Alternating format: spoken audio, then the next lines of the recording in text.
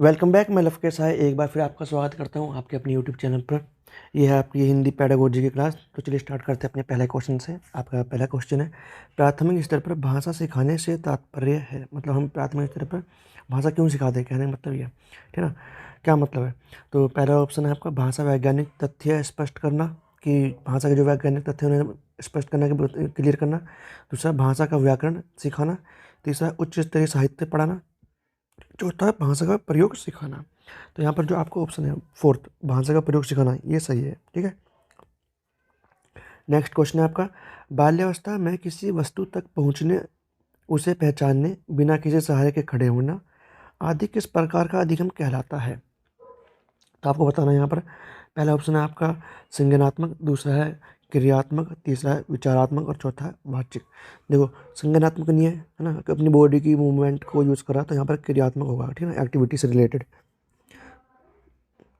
Next question है आपका, भाषा में आकलन संभव है सीखने सिखाने की प्रक्रिया के दौरान अवलोकन द्वारा, केवल परीक्षाओं द्वारा, केवल, देखो जो केवल वाले ऑप्शन होते हैं मोस्टली टाइम वो गलती होते हैं, ठीक है, क्योंकि हम किसी एक की बात नहीं कर रहे। तो यहाँ पर आपका जो सीखने सिखाने की प्रक्रिया के दौरान अवलोकन करना कि बच्चा कैसे सीख रहा है, कितना सीख पा रहा है, ठीक है। तो यहाँ पर आपका फर्स्ट ऑप्शन ठीक होगा। नेक्स्ट क्वेश्चन है आपका, भाषा की कक्षा में कौन सी शिक्षण युक्ति सबसे कम प्रभावी है? और जो सबसे कम प्रभावी है आपको वो बताना है।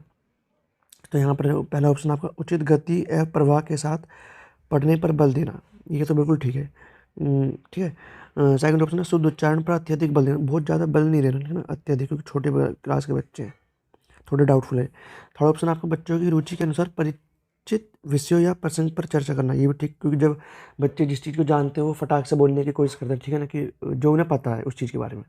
तीसरा ऑप्शन है दूसरों की हस्तलिखित सामग्री पत्र आदि पढ़वाना। तो यहाँ पर जो सबसे कम इफेक्टिव है वो है शुद्ध उच्चारण पर अत्यधिक बल देना, कि बच्चा बिल्कुल सही ही बोले।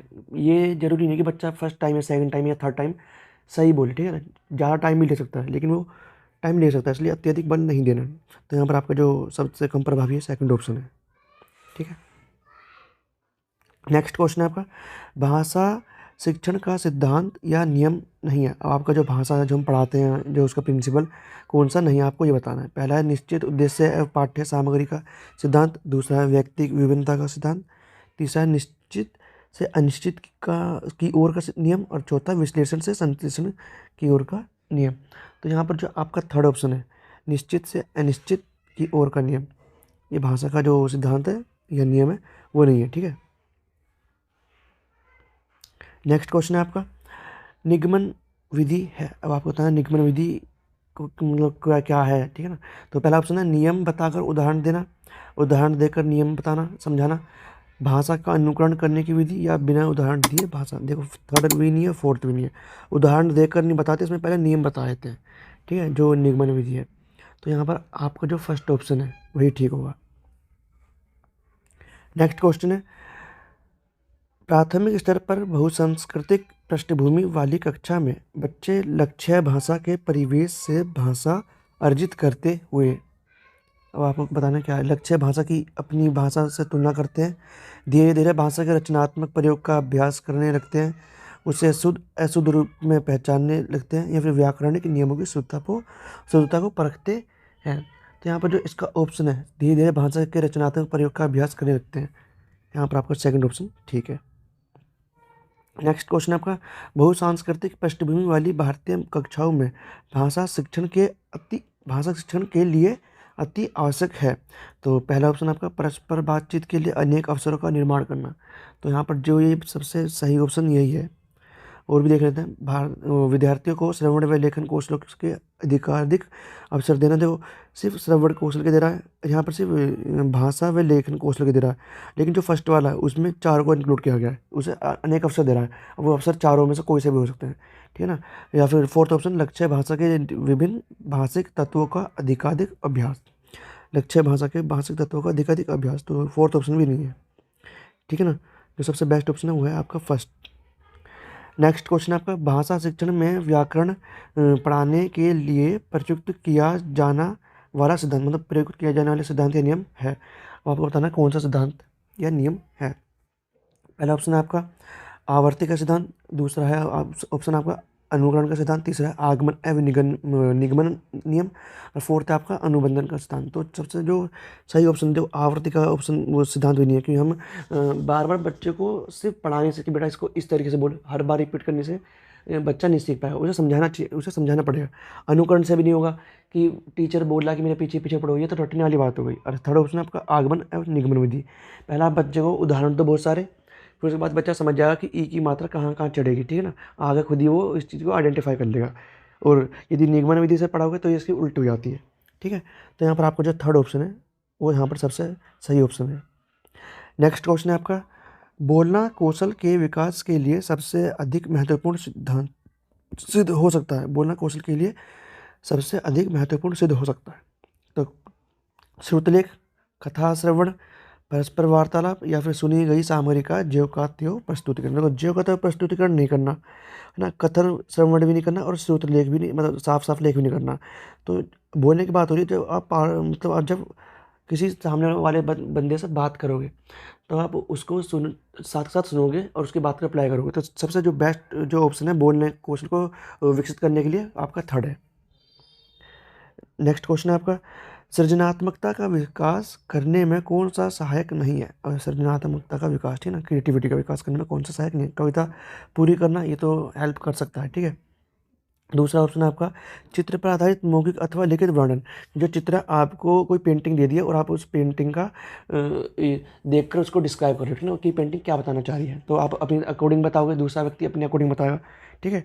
और थर्ड ऑप्शन आपका प्रश्नों के उत्तर देना। प्रश्नों के उत्तर आपकी क्रिएटिविटी को बढ़ावा नहीं देती, ठीक है। तो ये ऑप्शन गलत है, गलती पूछा है। और फोर्थ ऑप्शन अधूरी कहानी को पूरा करना, ये भी ठीक है। तो आपका थर्ड ऑप्शन यहाँ पर गलत है। नेक्स्ट क्वेश्चन है आपका, मौखिक भाषा के आकलन का सर्वोत्तम तरीका है।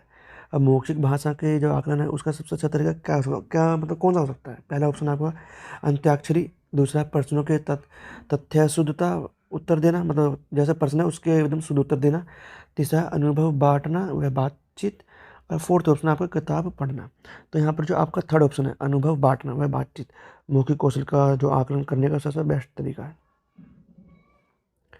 नेक्स्ट क्वेश्चन है आपका, व्याकरण शिक्षण को सरल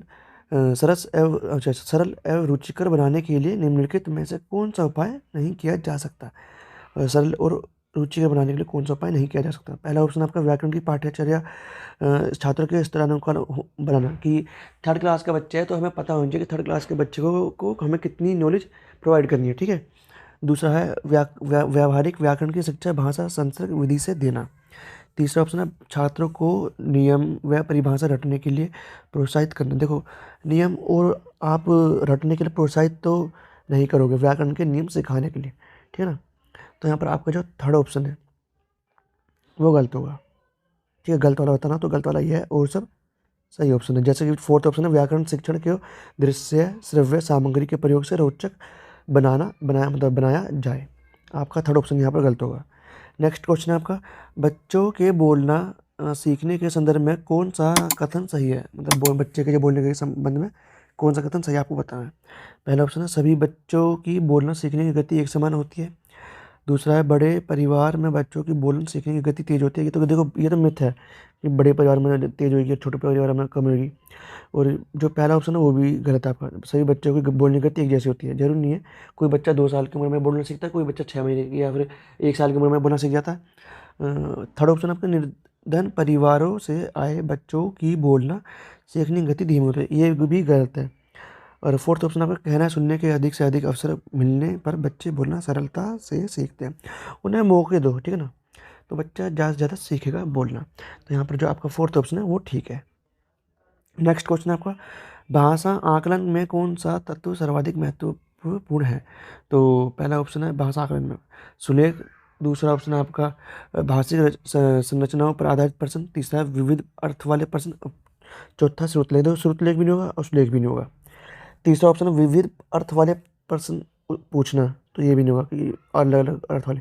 भाषा का हमें आकलन करना, तो सबसे बेस्ट जो ऑप्शन है आपका भाषिक संरचना पर आधारित प्रश्न पूछना, ठीक है। तो आज इस वीडियो में हमने आपके हिंदी पैडागोजी के कम से कम 15 क्वेश्चन करे हैं। यदि आप किसी भी टीचिंग एग्जाम की तैयारी कर रहे हैं जिसमें हिंदी पैडागोजी से क्वेश्चन आते हैं तो मेरे चैनल को सब्सक्राइब करें ताकि आप उस पर्टिकुलर एग्जाम में ज़्यादा से ज़्यादा स्कोर कर सकें। और मैंने इस चैनल पर आपकी 40 से 50 के अप्रोक्स CDP की वीडियोस अपलोड कर दी हैं। यदि आपने उन्हें नहीं देखा तो जाकर जरूर देखें। तो चलिए मिलते हैं नेक्स्ट वीडियो में।